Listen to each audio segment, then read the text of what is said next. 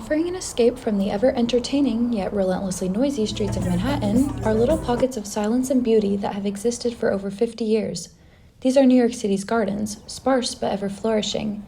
Yet, these spaces hang in the balance of the city's interests.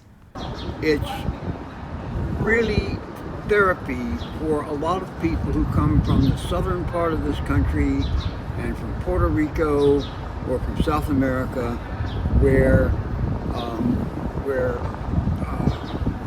gardens are much more a part of their way of life. John is one of the people keeping this garden alive. Tucked in between Bowery and 2nd Avenue, this is Albert's garden. Albert and Louise sort of formally started the garden in 1970-71.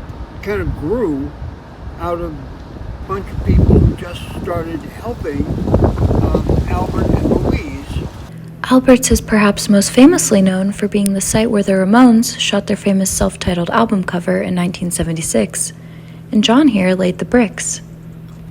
Connie and I got together in 1989, 1990, and then I came over and started to help a little bit within the garden. Not so much as a gardener, but fixing the bricks. They are not the right kind of brick because we couldn't afford them. Albert's is now one of 14 gardens operated by the Manhattan Land Trust.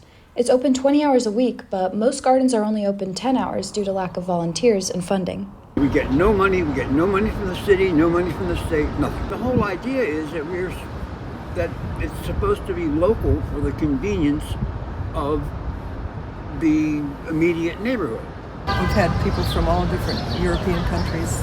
I was talking to some people from England the last couple of weeks who love it. Everybody loves it. Allison works at Jefferson Market Garden on the corner of West 10th Street and Greenwich Avenue. I started working at the garden because I was a gardener when I had property. I've lived in the neighborhood for many years, so I used to stop by just to look at the garden. And then a friend of mine mentioned that they're looking for people to patrol the garden, and it's perfect for me because I'm an old gardener. In the springtime at Jefferson Market Garden, visitors can see dozens of species from around the world. And the big tree behind me is called a yellowwood. This is a magnolia, which is finished. That's a magnolia that's finished. It's beautifully designed, it's well maintained, and I'm glad to be able to help doing that. Yet, most of the city's garden supervisors are over the age of 55 and have lived in proximity to their respective gardens for decades.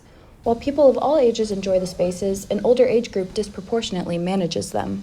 We've had as many as 14 members. We now have 8 or 9. Out of that 8 or 9, 3 are more or less the original members. There are 3 of us. There's Connie, me, and E.J. Sims. With the limited hours, it's difficult for people to make connections to these spaces, so the question still lingers. Who will be ready to fight for the gardens when the older generation must pass the torch? They cannot just disappear. People are just too much invested in these properties. This is Bella Bethurm for Cooper Squared.